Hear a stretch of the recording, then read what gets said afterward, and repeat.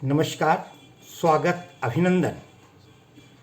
मेरे प्रिय मित्रों और विद्यार्थियों, आज मैंने जो विषय लिया है, हमारा पड़ोसी कैसे हों।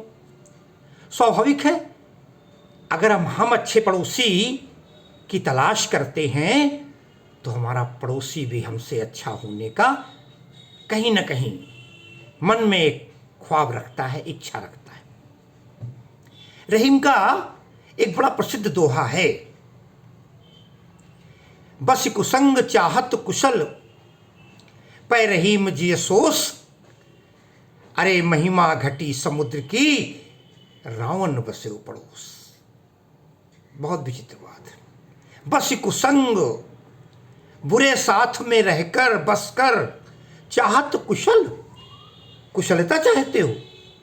अरे ये रहीम जिय सोच, रहीम कहते हैं इस बात का बड़ा अफसोस है, जिय में सोच है कि हम पड़ोसी के साथ या कुसंग के साथ रहकर कुशलता चाहें, हमारा कुशल हो जाए, कुशल क्षेम हो जाए, अच्छा हो जाए।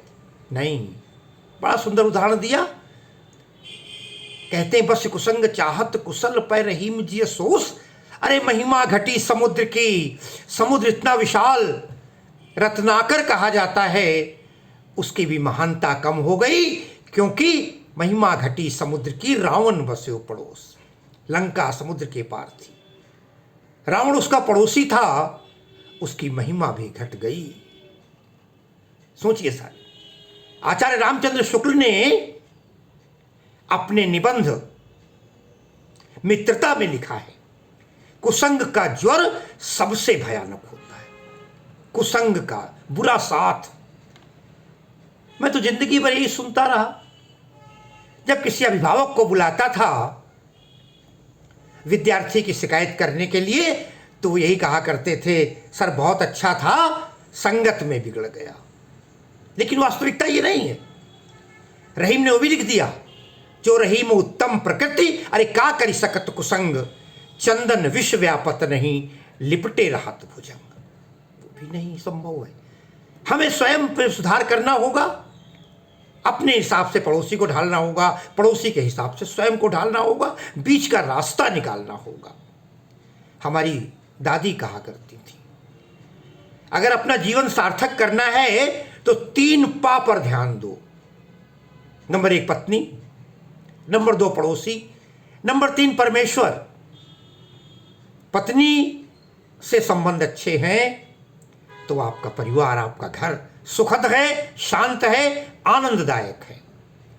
पड़ोसी से संबंध अच्छे हैं तो आप निश्चिंत हो जाइए, मौके बेमौके, रात बेरात, किसी भी समय कोई समस्या होगी, आपके साथ कंधे से कंधा मिलाकर खड़ा है।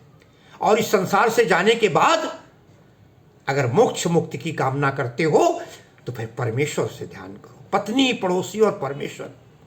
हमने उसमें एक और जोड़ दिया, जब मैं शिक्षक हुआ तब कुछ दिन बाद जब लगा कि लड़ाई झगड़ा बेकार की चीजें हैं, उसमें एक मैंने और जोड़ा, प्राचार्य।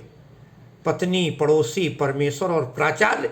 अगर आप शिक्षक हैं तो अपने प्राचार्य से मधुर संबंध, अपने विचार से उनको अवगत कराइए। हमको तुम्हारी चाह हो, तुमको हमारी चाह हो वाली बात अगर मध्य का रास्ता चुन लिया जाए तो दोनों पटरियों को हाय वाह वाह जय जय करते हुए आगे बढ़ सकते हैं।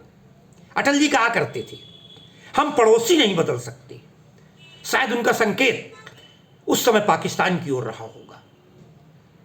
पड़ोसी नहीं बदल सकते, लेकिन हम प्रयास तो कर सकते हैं।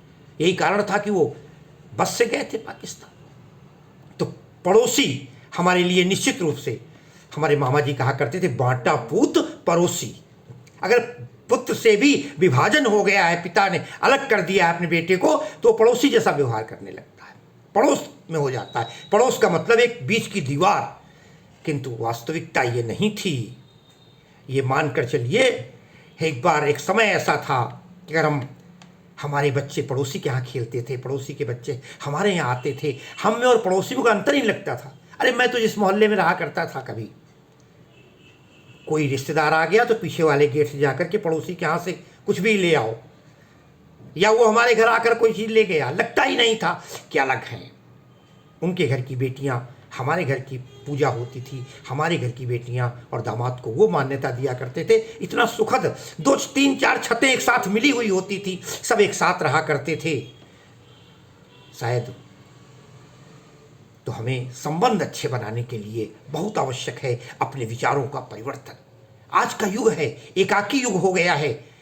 हम अपना दरवाज़ा बंद रखते हैं, पड़ोसी अपना दरवाज़ा बंद रखता है। कोई कभी घटना अप्रिय हो जाए, हम ऑनलाइन डॉक्टर बुला लेंगे, लाख काम हम कर लेंगे, सब कुछ कर लेंगे, लेकिन साथियों पड़ोसी तो बिल्कुल आपका एक हाथ है। इसलिए पड़ोसी के साथ अच्छे, हालांकि कई लोगों ने नाना प्रकार की, श्रीनाथ सिंह ने कविता लिखी है, सुंदर अपना पड़ोसी बनाइए। सब पड़ोस के साथ एक अच्छे मधुर संबंध, वो आपके विद्यालय में या आपकी सीट के बगल में बैठने वाला साथी हो, अथवा आपके साथ घूमने वाला विद्यार्थी हो, आपके निवास में हो। अवधेश मालवीय की बड़ी प्रसिद्ध कविता थी, 4 चीजें बताई थी उन्होंने। फंसी झूठ स्नेह के बंधन में, गहिबो पर नारी का पल्ला बुरा। फंस झूठ स्नेह के बंधन में, झूठी प्रेम में फंस करके, गहिबो पर नारी का पल्ला बुरा। दूसरी स्त्री जननी समझाने पर नारी की भावना थी, गहिबो पर नारी का पल्ला बुरा। अगर दूसरी स्त्री को आकर्षित होते, पहली बुराई, फंसी झूठ स्नेह के बंधन में और गहिबो पर नारी का पल्ला बुरा। कहते हैं कुछ हो या न हो पर ध्यान रहे, क्या बोले जग बीच कलंक का हल्ला बुरा। संसार में आप बदनाम हो जाते हैं, अपयश मिलता है, वो भी बुरा है। जग बीच कलंक का हल्ला बुरा। ये ध्यान, फंसी झूठ स्नेह के बंधन में, गहिबो पर नारी का पल्ला बुरा। और कुछ हो न हो पर ध्यान रहे, जग बीच कलंक का हल्ला बुरा। आगे लिखते हैं अवधेश जी, अवधेश आभूषण और तो क्या, अरे जेवर रुपए पैसे की बात क्या की जाए, कर मांगी वो धारी के छल्ला बुरा। अगर हाथ फैला के किसी से एक पैसा मांगते हैं तो वो मांगना भी बुरा है। मांगन गए सो मर गए। रहीम ने यहाँ तक कहा था, उनसे पहले वे मुरे जिन मुख निकसत नाही। मांगना तो सबसे खराब होता है। और अंतिम लाइन कहते हैं, फंसी झूठ स्नेह के बंधन में, गहिबो पर नारी का पल्ला बुरा। कुछ हो या न हो पर ध्यान रहे, जग बीच कलंक का हल्ला बुरा। अवधेश आभूषण और तो क्या, कर मांगिबो धारी के छल्ला बुरा। और सुरों सा, देवताओं सा, सुरों सा भी आवास निवास न हो, पर नीच नरों का मोहल्ला बुरा।